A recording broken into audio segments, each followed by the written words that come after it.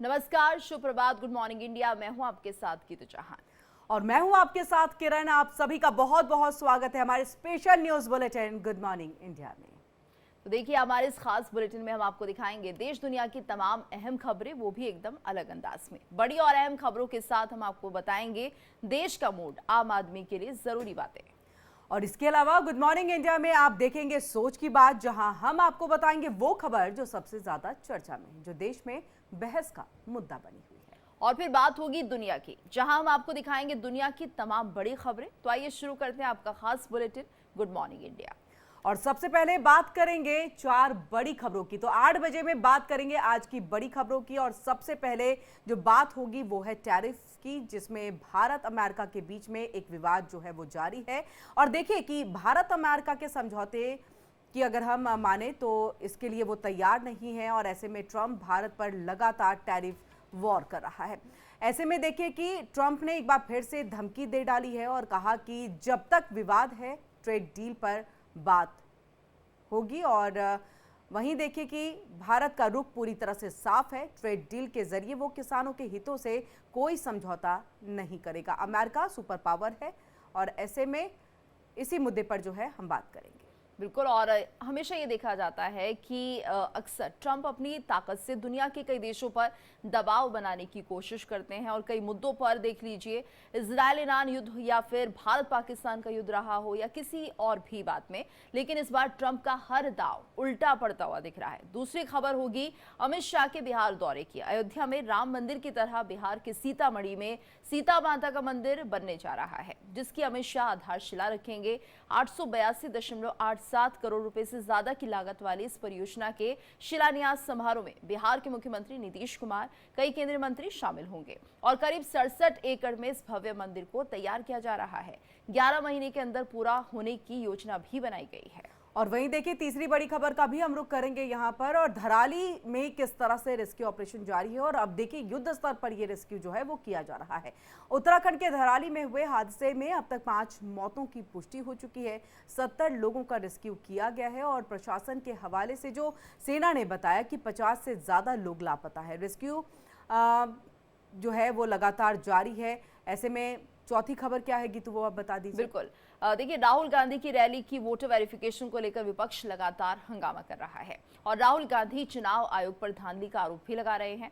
अब राहुल आज बेंगलुरु में वोट अधिकारी रैली करेंगे और एसआईआर का विरोध करेंगे। तो तमाम 4 खबरें रहेंगी जिन्हें हम आपको विस्तार से बताएंगे। लेकिन अब बात कर लेते हैं आज के मूड की। जी हाँ, तो आज के मूड की बात करते हैं। दरअसल भारत अमेरिका के बीच टैरिफ विवाद थमता नजर नहीं आ रहा है। जहां एक तरफ भारत ने साफ कर दिया है कि भारत झुकेगा नहीं, तो ट्रंप भारत पर दबाव बनाने की हर संभव कोशिश कर रहे हैं। और अब ट्रंप ने ट्रेड डील पर भी बात करने से इनकार कर दिया है। बिल्कुल। और देखिए यहाँ पर कि टैरिफ विवाद के बीच में ट्रंप ने अमेरिकी राष्ट्रपति डोनाल्ड ट्रंप जो है वो भारत से ट्रेड डील पर बातचीत से इनकार कर चुके हैं।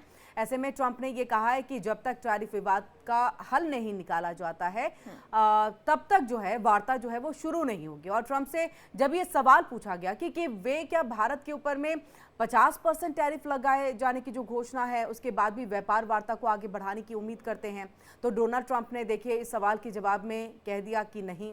ट्रंप ने कहा है कि जब तक हम इसे हल नहीं कर लेते हैं तब तक भारत और अमेरिका के बीच में कोई भी व्यापार वार्ता जो है वो आगे नहीं बढ़ी। बिल्कुल। और ट्रंप ने ये साफ तौर पर कह दिया। वहीं इससे पहले पीएम मोदी ने भारत पर 50% टैरिफ लगाए जाने के बाद कहा कि भारत अपने किसानों के हितों के साथ कोई समझौता नहीं करेगा। पीएम ने कहा, मुझे किसानों के हित की रक्षा के लिए कीमत चुकानी पड़ेगी तो मैं इसके लिए भी तैयार हूं। यानी भारत का रुख साफ है कि भारत पीछे नहीं हटेगा। और इससे ट्रंप और ज्यादा तिलमिला गए हैं। तो ट्रंप भारत पर दबाव बनाने की कोशिश कर रहे हैं, जिसमें कि वो सफल नहीं हो रहे हैं। दरअसल अमेरिका व्यापार वार्ता की शुरुआत से ही भारत के कृषि और डेयरी क्षेत्र में प्रवेश करने की मांग कर रहा है। भारत ने अमेरिका को पहले ही साफ कर दिया था कि वो कृषि और डेयरी क्षेत्र में उन्हें कोई रियायत नहीं देगा। और देखिए कि वहीं पर डोनाल्ड ट्रंप ने पिछले महीने 30 जुलाई को भारत पर 25% का जो है टैरिफ लगाने की घोषणा कर दी थी। इसके साथ ये भी कहा था कि भारत बड़ी मात्रा में रूस से कच्चा तेल और सैन्य उपकरण खरीदता है, जिसके लिए भारत पर जो है एक अलग से जुर्माना भी लगाया जाएगा। इसके बाद देखिए ट्रंप ने 6 अगस्त को रूस के साथ व्यापार करने के लिए भारत पर 25% का ये अतिरिक्त टैरिफ लगा दिया, जो जुड़ करके यहाँ पर 50% के करीब हो गया। अब ऐसे में देखिए कि भारत पर अमेरिका की तरफ से जो लगाया गया कुल टैरिफ ये बढ़कर के 50% के करीब पहुंच गया है। डोनाल्ड ट्रंप ने भारत पर सेकेंडरी सेक्शन लगाने की बात पहले ही कही थी और वो जुर्माने के तहत कहते हुए दिखाई दिए थे कि जो पहले हमने सेक्शन यानी कि प्रतिबंध रूस पे लगाया, दूसरे नंबर पर भारत, क्योंकि वो उससे व्यापार करता है।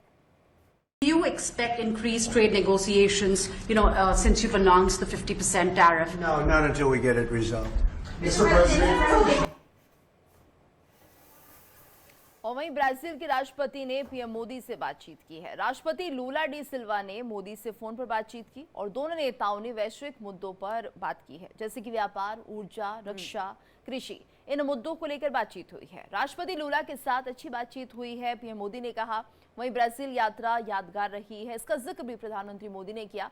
साथ ही उन्होंने ब्राजील यात्रा को सार्थक बनाने के लिए लूला को धन्यवाद दिया है। तो ब्राजील के राष्ट्रपति लुइस इनासियो लूला दा सिल्वा ने प्रधानमंत्री नरेंद्र मोदी को फोन मिलाया और दोनों नेताओं के बीच वैश्विक मुद्दों पर चर्चा हुई। इस दौरान उन्होंने trade, technology, energy, defence, agriculture और हेल्थ सेक्टर में सहयोग पर सहमति जताई है। इसके साथ ही दोनों नेताओं ने संपर्क में बने रहने पर भी सहमति व्यक्त की है। इस बातचीत को लेकर पीएम मोदी ने सोशल मीडिया प्लेटफॉर्म एक्स पर एक पोस्ट भी किया है। और क्या किया है पोस्ट, किरण, आप जरा बताइए। बिल्कुल, देखिए यहाँ पर प्रधानमंत्री नरेंद्र मोदी ने इस पोस्ट में ये लिखा कि राष्ट्रपति लूला के साथ एक अच्छी बातचीत रही। ब्राजील की मेरी यात्रा जो है वो बहुत यादगार और सार्थक थी और ऐसे में देखिए इसे सार्थक और यादगार बनाने के लिए मैं उनका धन्यवाद अदा करता हूँ। और ऐसे में हम व्यापार, ऊर्जा, तकनीक, रक्षा, स्वास्थ्य, इन तमाम क्षेत्रों में हमने अपनी रणनीति एक तरह से जो है उसकी साझेदारी को और ज्यादा मजबूत करने के लिए हमने अपनी प्रतिबद्धता को जो है वो बढ़ाया है, जताया है।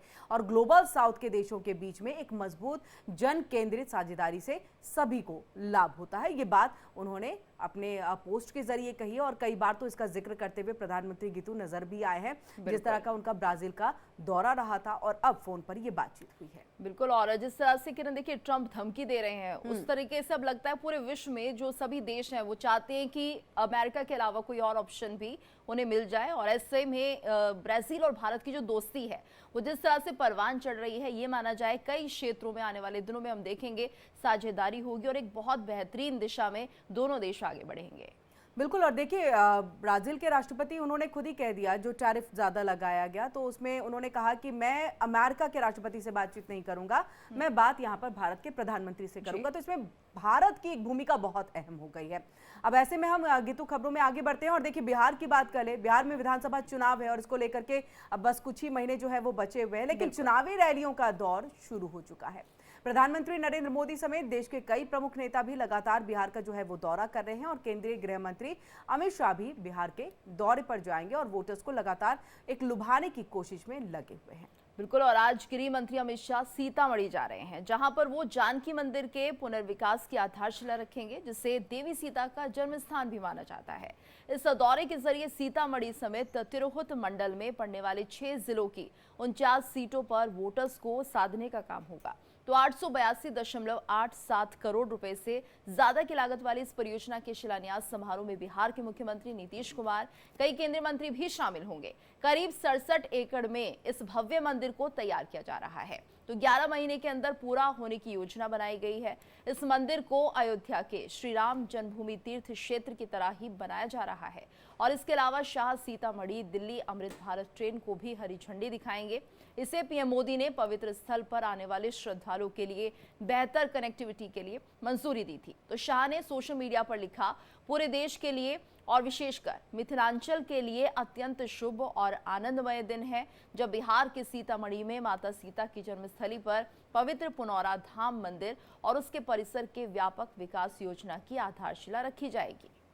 और वहीं देखिए कि पिछले महीने 18 जुलाई को प्रधानमंत्री नरेंद्र मोदी भी पूर्वी चंपारण का दौरा कर चुके हैं। इस मंडल को भारतीय जनता पार्टी और एनडीए के मजबूत किले के तौर पर जो है वो देखा जा रहा था। और ऐसे में देखिए कि अमित शाह की कोशिश रहेगी कि 2020 वाले प्रदर्शन को वो बनाए रखें या फिर उससे भी बेहतर करें।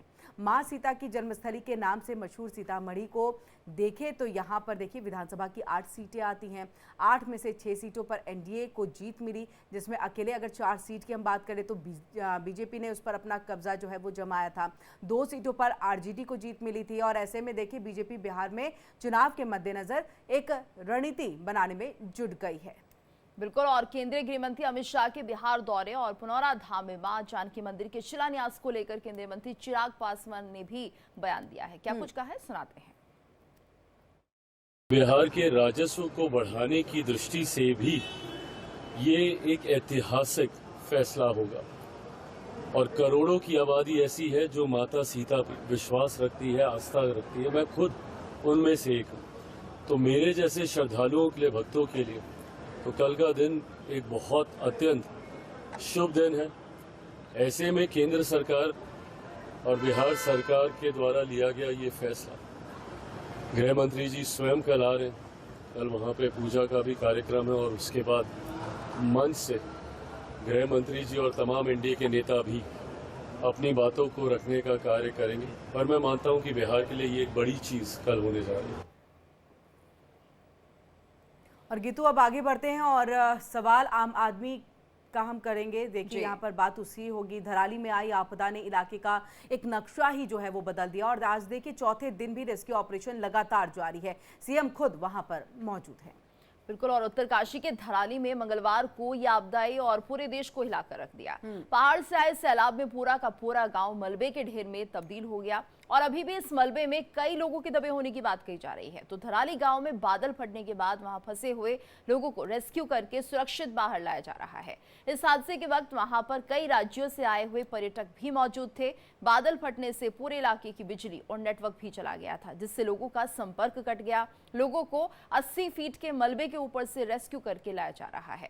तो रेस्क्यू में सेना और आईटीबीपी के साथ एनडीआरएफ, एसडीआरएफ और स्थानीय पुलिस जुटी हुई है। सरकार युद्ध स्तर पर राहत बचाव कार्य करा रही है। चिनूक और MI-17 हेलीकॉप्टर को भी तैनात किया गया है।